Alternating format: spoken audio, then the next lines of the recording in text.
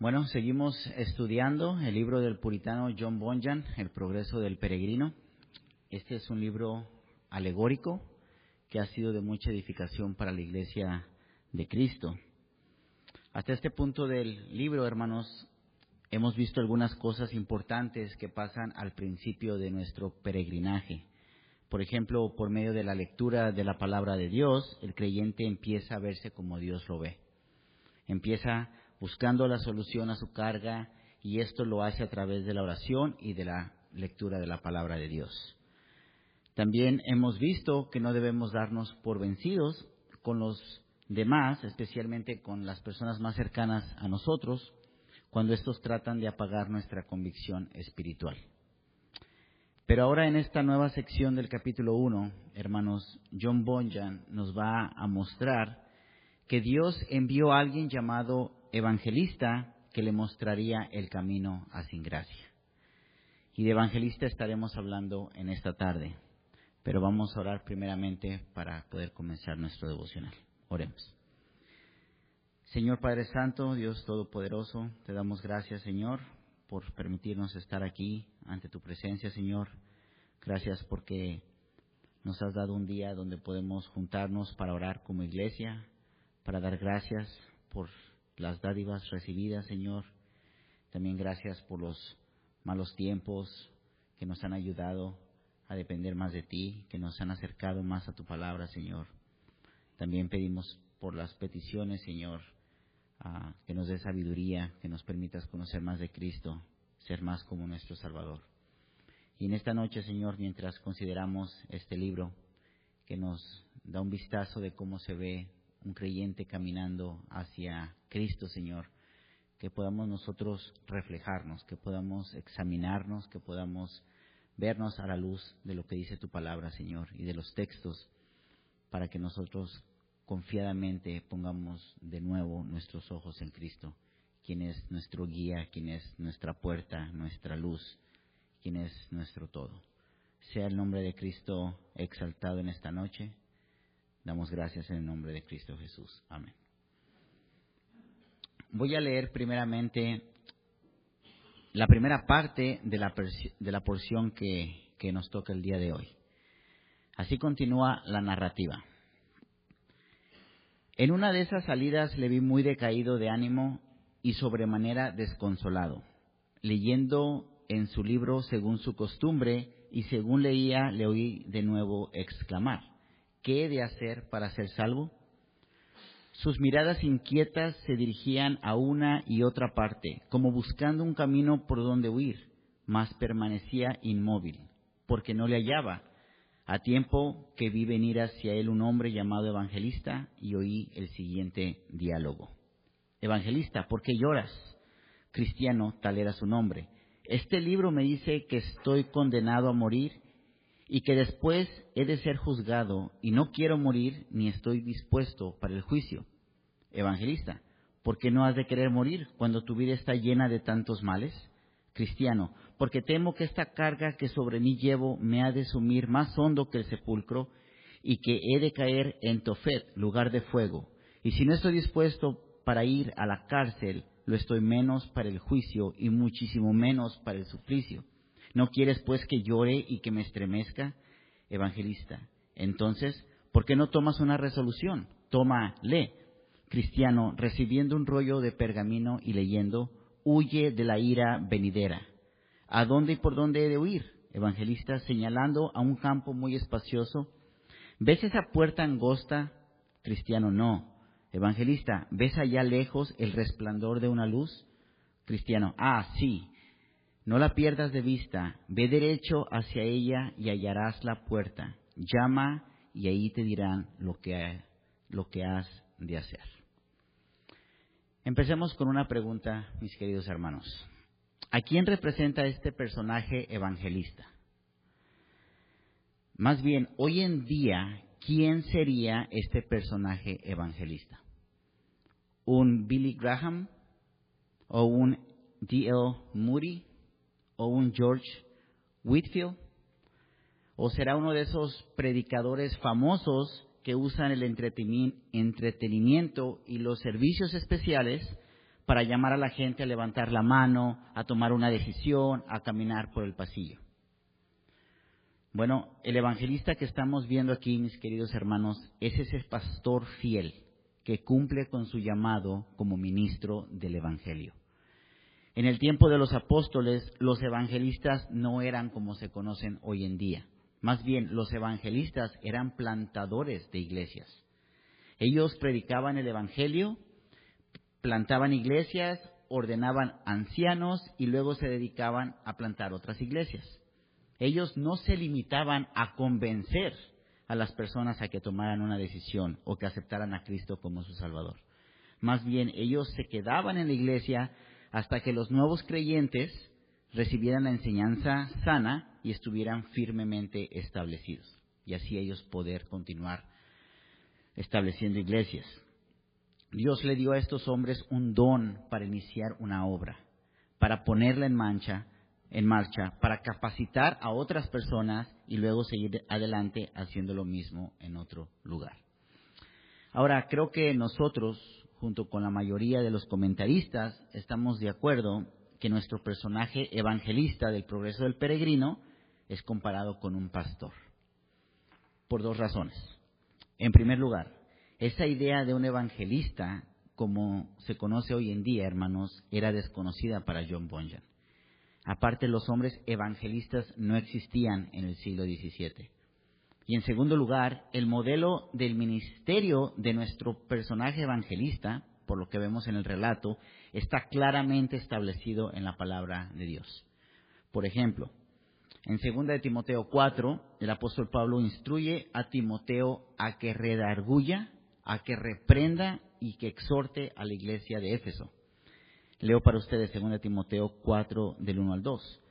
Te encarezco delante de Dios y del Señor Jesucristo, que juzgará a los vivos y a los muertos en su manifestación y en su reino, que prediques la palabra, que instes a tiempo y fuera de tiempo, redarguye, reprende, exhorta con toda paciencia y doctrina.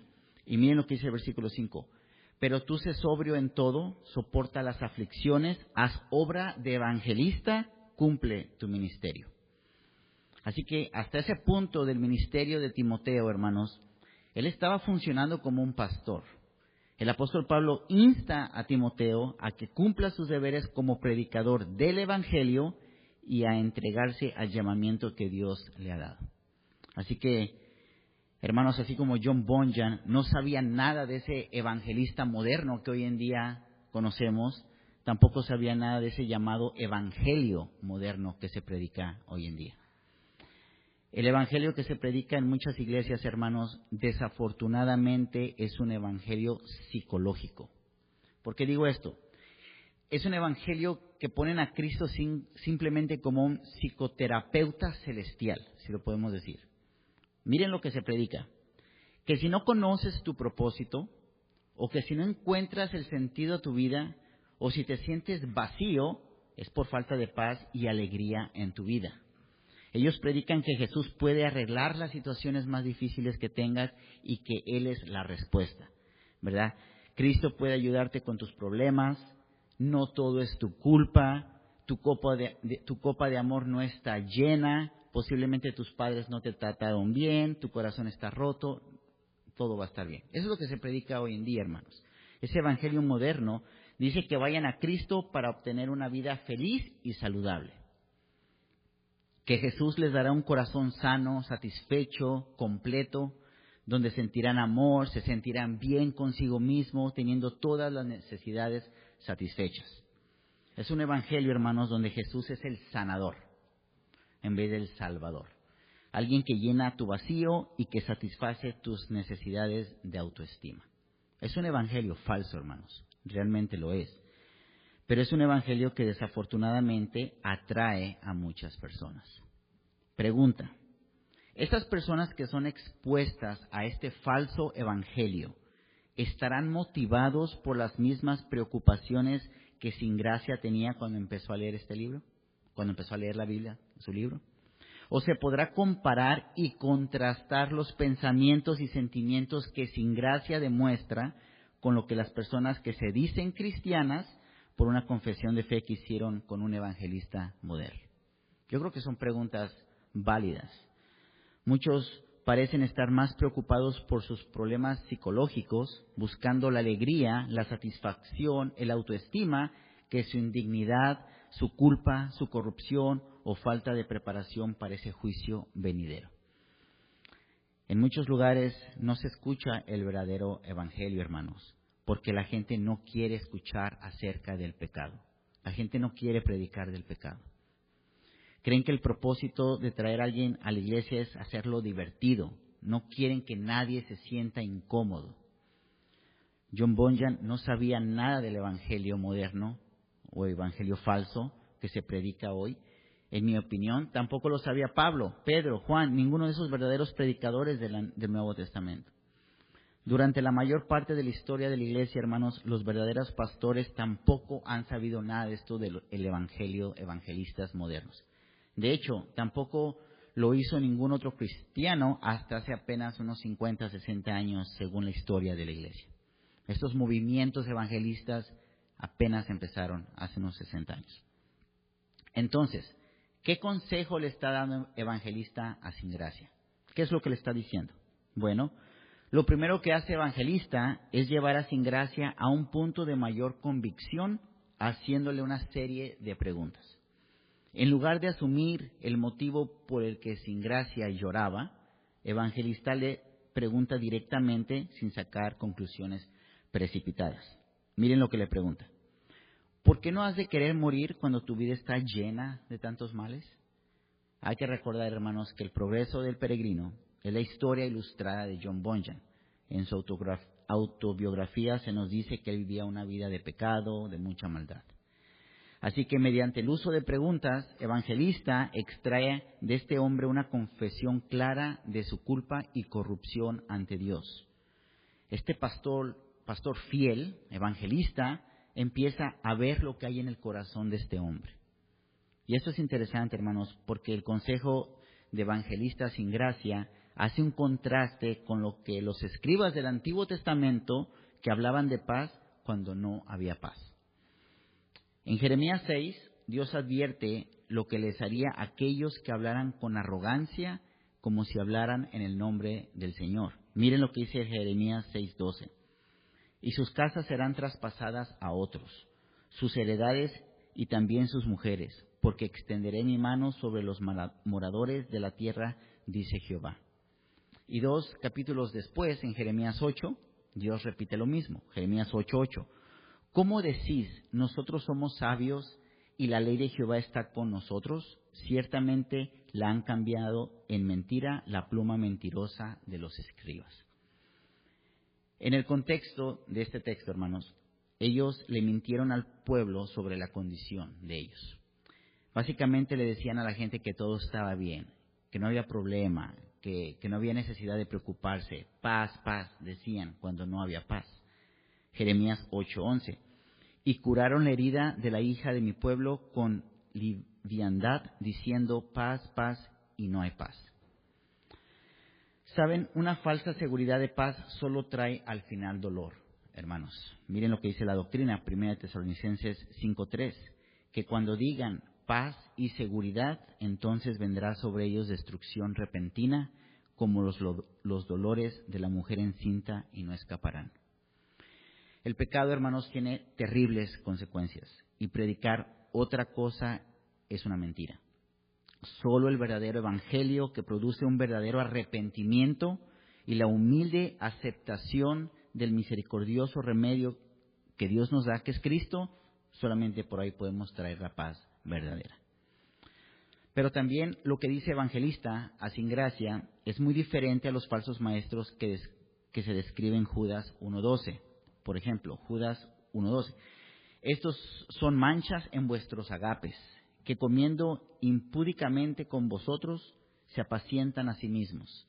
Nubes sin agua, llevadas de acá para allá por los vientos, árboles otoñales sin fruto, 2 veces muertos y desarraigados. Y en Judas 1:4 también se nos dice que estos falsos maestros habían entrado encubiertamente sin ser advertidos. Judas 1:4. porque algunos hombres han entrado encubiertamente, los que desde antes habían sido destinados para esta condenación, hombres impíos que convierten el libertinaje la gracia de nuestro Dios y niegan a Dios, el único soberano, y a nuestro Señor Jesucristo. En otras palabras, hermanos, pretendían ser amables del Señor, amantes del Señor, pero más bien eran un tropiezo. Estos falsos maestros simplemente son un tropiezo para nuestro peregrinaje. Ellos carecían de reverencia hacia Dios y en sí se pastoreaban a sí mismos. Mientras pretenden cuidar de los demás, en realidad solo se preocupan de sí mismos. Miren también lo que dice Judas 1:16. Estos son murmuradores, querellosos que andan según sus propios deseos, cuya boca habla cosas infladas, adulando a las personas para sacar provecho. Hermanos, estos falsos maestros se mandan por sus propios deseos y no por la voluntad de Dios. Y en los tiempos de Jeremías, estos falsos maestros afirmaban hablar en el nombre del Señor, hablando con arrogancia, usando palabras mentirosas para sacar provecho, pero en verdad ellos no predicaban la verdad como se encuentra en la palabra de Dios. Así que cuando entonces el evangelista reconoce que sin gracia está convencido de su pecado, le hace una tercera pregunta. Entonces, ¿por qué no tomas una resolución? Cuando sin gracia responde que no sabe cómo resolverlo, está confesando su necesidad y reconociendo que necesita ayuda. Es solo después que sin gracia reconoce su impotencia y desesperanza cuando el evangelista le da instrucciones. Y esto es interesante, hermanos, porque los que hemos tenido la oportunidad de hablar con nuestros pastores, ellos nos escuchan, ellos quieren ver lo que hay en nuestro corazón para después darnos una dirección, para darnos instrucciones de qué hay que hacer. Primero, el evangelista le dice a sin gracia que huya de la ira venidera. Huye de la ira venidera, le dice. Y luego apunta sin gracia hacia la puerta angosta. No la pierdas de vista, ve derecho hacia ella y hallarás la puerta. Llama y ahí te dirán lo que hay que hacer. Ahora, ¿qué significa realmente los símbolos que está usando evangelista aquí? Bueno, primero la luz resplandeciente representa la palabra de Dios. Miren lo que dice el Salmo 119, 105. Lámpara es a mis pies tu palabra y lumbrera a mi camino. El mandamiento es una lámpara, mis hermanos. Y en segundo lugar, la puerta representa a Cristo. Evangelista le está predicando a sin gracia que si quiere resolver su problema, si quiere quitarse su carga, debe entrar en la palabra de Dios, porque es la palabra de Dios lo que lo llevará a Cristo. Hechos 4:12 dice, y en ninguno otro hay salvación, porque no hay otro nombre bajo el cielo dado a los hombres en que podamos ser salvos. Hermanos, la salvación es dada exclusivamente para aquellos que se aferran a Cristo por la fe. No hay otro camino de salvación. Juan 14:6 dice, Jesús le dijo, yo soy el camino y la verdad y la vida. Nadie viene al Padre sino por mí. Así que Cristo es el único sendero, Él es el único camino por lo cual los pecadores pueden acercarse al Padre. Él es el único conocimiento, Él es la verdad por el cual los que no conocen a Dios pueden recibir revelación y Cristo es el único poder, la vida, por el cual aquellos muertos en pecado pueden ser resucitados. También Juan 10:9 dice, yo soy la puerta, el que por mí entrare será salvo y entrará y saldrá y hallará pastos. Hermanos, Cristo es el único mediador por el cual las personas pueden llegar a Dios y la salvación. Yo creo que ese es un motivo de agradecimiento. Luego evangelista le indica a sin gracia que cuando haya llegado a la puerta y Cristo se presente a él por medio de la palabra, él debe comenzar a llamar.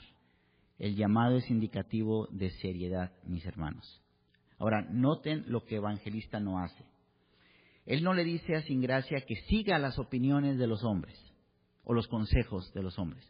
No le dice que siga las opiniones de la iglesia o de la tradición. No le dice que camine por el pasillo y que haga una oración y que lo apunte la fecha atrás de su Biblia. No le da una fórmula a seguir que produzca un tipo falso de seguridad. en la que lo lleve a confiar en Él en lugar de confiar en Cristo.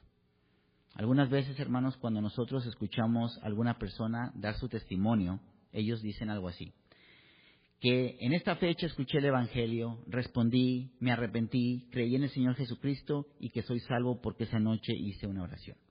Se trata más bien de lo que ellos han hecho que de lo que Dios ha hecho por ellos. Pero un verdadero evangelista, un pastor fiel, del que estamos hablando, lo único que sabe es que la salvación es del Señor. Jonás 2:9, mas yo con voz de alabanza te ofreceré sacrificios, pagaré lo que prometí, la salvación es de Jehová. El pastor fiel que nos ha dado el Señor, hermanos, esos dones que le ha dado a la iglesia, saben que la salvación, como dice Romanos 9:16, no depende del que quiere ni del que corre, sino de Dios que tiene misericordia. Así que nuestro personaje evangelista sabe que la salvación es una obra sobrenatural de Dios en la que Dios regenera, convence, concede arrepentimiento y fe. Él quería hacer que sin gracia mirara a Cristo. Y yo creo que eso es lo más importante, hermanos. Siempre nuestros pastores nos tienen que apuntar a Cristo y hacerlo consciente que Cristo es su única esperanza y que solamente lo puede encontrar en Él por medio de su palabra. Evangelista sabía que Dios ha comenzado una obra en Él y que Él la iba a terminar, como dice Filipenses 1:6. Así que nuestros pastores, hermanos, saben que si una persona es uno de los elegidos de Dios, Dios lo va a regenerar, Él lo va a convencer de sus pecados, Él lo va a llamar eficazmente y Él lo va a traer irresistiblemente a Cristo. Juan 6:37, todo lo que el Padre me da vendrá a mí y el que a mí viene no le echo fuera. Ahora, como resultado, hermanos, Evangelista no necesitaba decir mentiras, no necesitaba decirle cosas sentimentales para atraer a Cristo, ¿verdad? Como lo hacen hoy en día esos pastores. Él solamente necesitaba llevarlo a la palabra de Dios y dejar que la palabra de Dios lo convenciera. Eso es lo que un pastor tiene que hacer, es señalar a la persona a Cristo, quien es el único camino de la salvación. ¿Cuántos evangelistas modernos, hermanos, han mandado al infierno a muchos en vez de llevarlos a Cristo? Nuestra oración, hermanos, debería ser que Dios tenga misericordia de las personas que no conocen a Cristo y que los resista de estos movimientos evangélicos falsos, que quieren hacer que la gente se sienta cómoda, diluyendo el Evangelio y ofreciendo un Salvador por las razones equivocadas. Y no es que Cristo no traiga paz y alegría, hermanos, como ellos predican. De hecho, sí lo hace. Dios nos trae paz y alegría. El problema no es falta de gozo, paz o satisfacción. Nuestro problema principal es que somos pecadores y hemos desobedecido a un Dios santo. Somos pecadores por naturaleza y por práctica y necesitamos un corazón nuevo.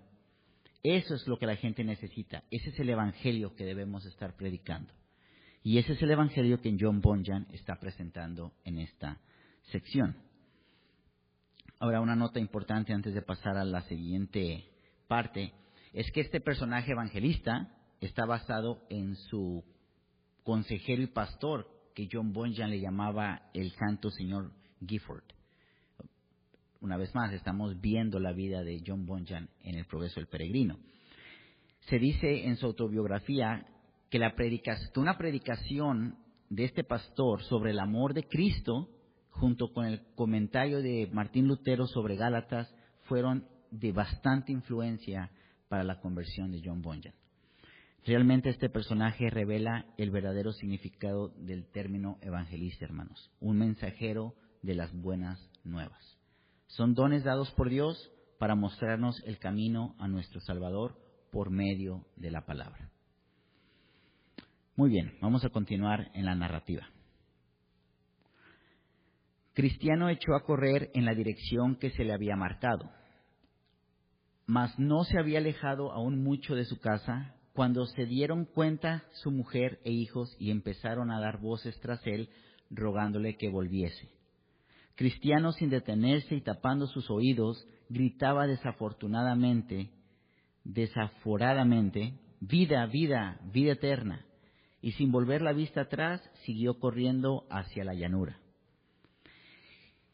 A las voces acudieron también los vecinos. Unos se burlaban de verle correr, otros le amenazaban y muchos le daban voces para que volviese. Dos de ellos, obstinado y flexible, pretendieron alcanzarle para obligarle a retroceder. Y aunque era ya mucha la distancia que los separaba, no pararon hasta que le dieron alcance. «Vecinos míos», les dijo el fugitivo, «¿a qué habéis venido?» «A persuadirte a volver con nosotros», dijeron. «Imposible», contestó él, «la ciudad donde viven y donde yo también he nacido es la ciudad de destrucción. Me consta que es así. Y los que en ella moran, más tarde o más temprano, se hundirán más bajo que el sepulcro en un lugar que arde con fuego y azufre. Ea pues, vecinos, ánimo, vengan conmigo», obstinado. «Pero, ¿y hemos de dejar nuestros amigos y todas nuestras comodidades?» Cristiano: «Sí, porque todo lo que tengan que abandonar es nada al lado de lo que yo busco gozar». Rápidamente, hermanos, miren lo que dice la palabra de Dios acerca de lo que acabo de decir. 2 Corintios 4:18. «No mirando nosotros las cosas que se ven, sino las que no se ven, pues las cosas que se ven son temporales, pero las que no se ven son eternas». La clave, hermanos, es que en medio de la aflicción, el creyente se centra en las cosas eternas, aquellas cosas que son invisibles para el ojo físico. Continúa la narrativa. «Si me acompañan, también ustedes gozarán conmigo, porque ahí hay cabida para todos. Vamos pues, y por ustedes mismos infórmense de la verdad de cuanto les digo». Miren también lo que dice la palabra de Dios. Lucas 15:17. «Y volviendo en sí dijo, ¿cuántos jornaleros en casa de mi padre tienen abundancia de pan y yo aquí perezco de hambre?». El verdadero arrepentimiento, hermanos, empieza con un cambio de mente. Obstinado le dice: «Pues qué cosas son esas que tú buscas, por las cuales dejas todo». Cristiano: «Busco una herencia incorruptible, que no puede contaminarse ni marchitarse, reservada con seguridad en el cielo, para ser dada a su tiempo a los que la buscan con diligencia». 1 Pedro 1:4. «Para una herencia incorruptible, incontaminada e inmancesible, reservada en los cielos para vosotros». Los cielos, mis hermanos, están reservados para los creyentes y el creyente está reservado para ir al cielo. Ambas preservaciones están basadas en el poder de Dios. Ahora miren lo que le dice sin gracia. Esto dice mi libro, léanlo si gustan y se convencerán de la verdad. Obstinado: «Necedades, déjanos de tal libro.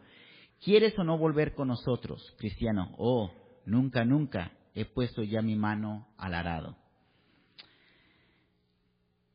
También podemos usar el texto de Lucas 9:62. Dice: «Y Jesús le dijo, ninguno que poniendo su mano en el arado mira hacia atrás es apto para el reino de Dios». Esto significa, esta es como la imagen de un hombre que es indeciso, ¿verdad? No se puede arar en línea recta a menos que estemos mirando enfrente, hermanos.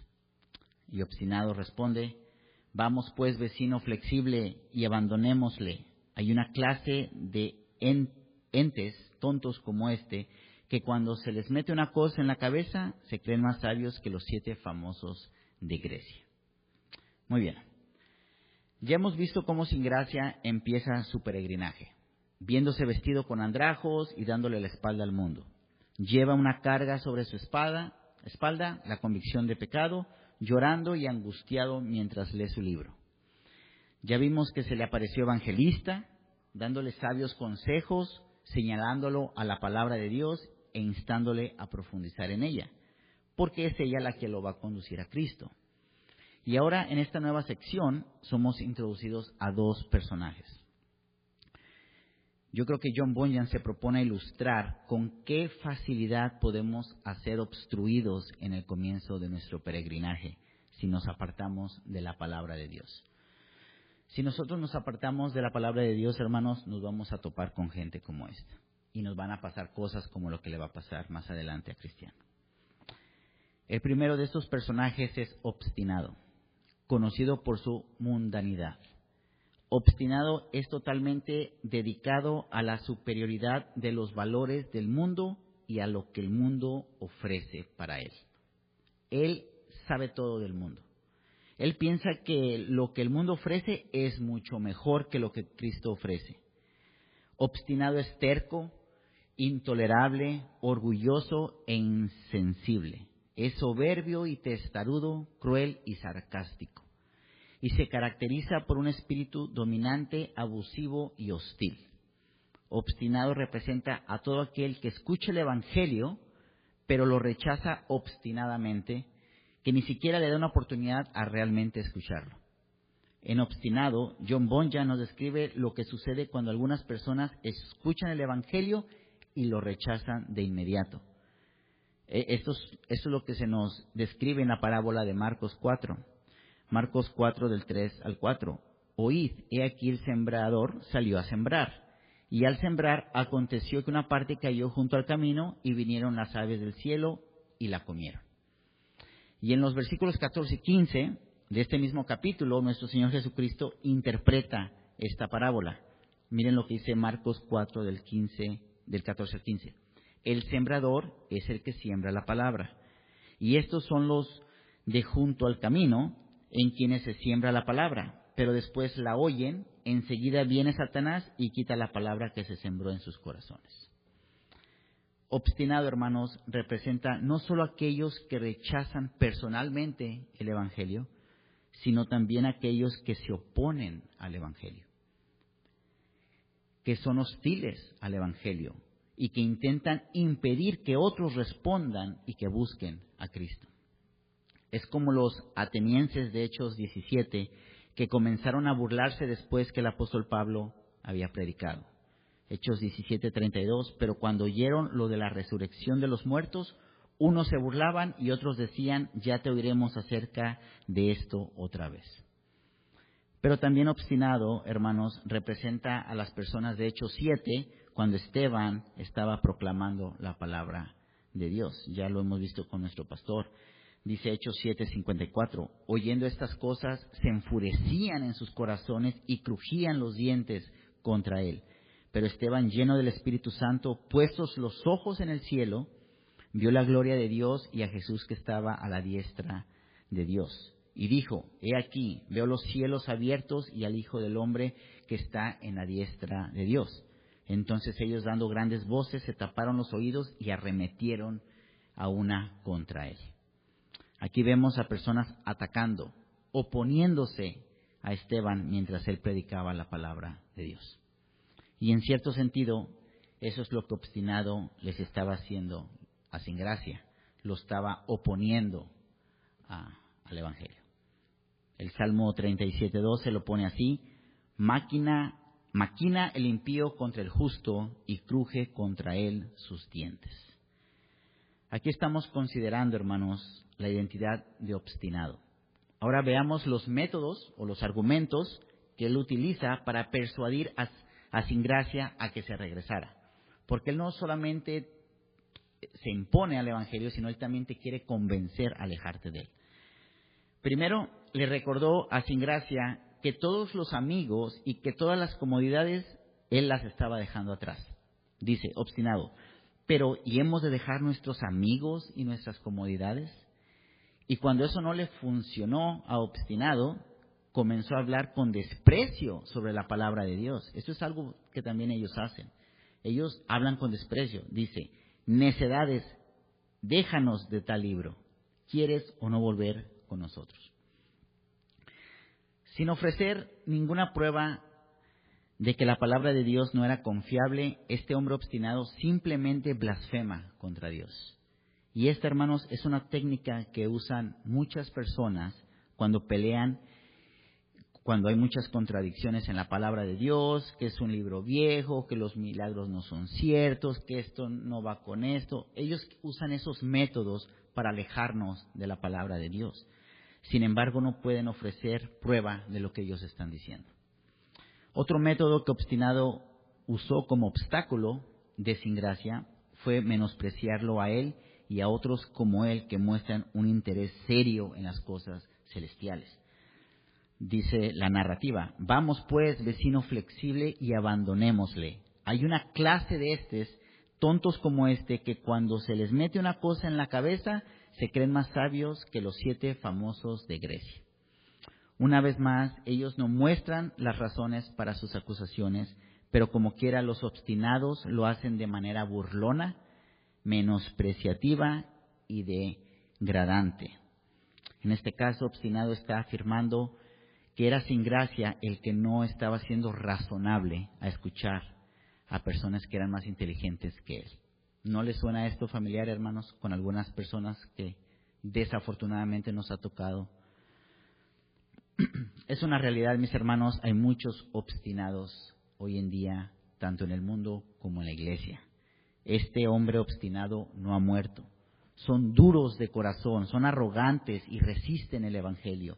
Ellos siguen y seguirán usando las mismas tácticas, ya sea en el sistema político, en el sistema educativo, en lo social. Siempre son intentos de impedir que la gente venga a Cristo. Y además de obstinado, hermanos, John Bunyan nos presenta a otro personaje que también tiene el potencial de estorbar en nuestro peregrinaje. Su nombre es Flexible, pero de Flexible vamos a hablar en nuestro próximo devocional. Así que los esperamos. Ahora, rápidamente, antes de pasar a las oraciones, quiero compartir una oración de un autor llamado Ken Pulse. Él tiene un libro de oraciones que se llama Una oración por los peregrinos y está basado en el progreso del peregrino. Entonces, esta oración que él da es conforme a lo que acabamos de leer.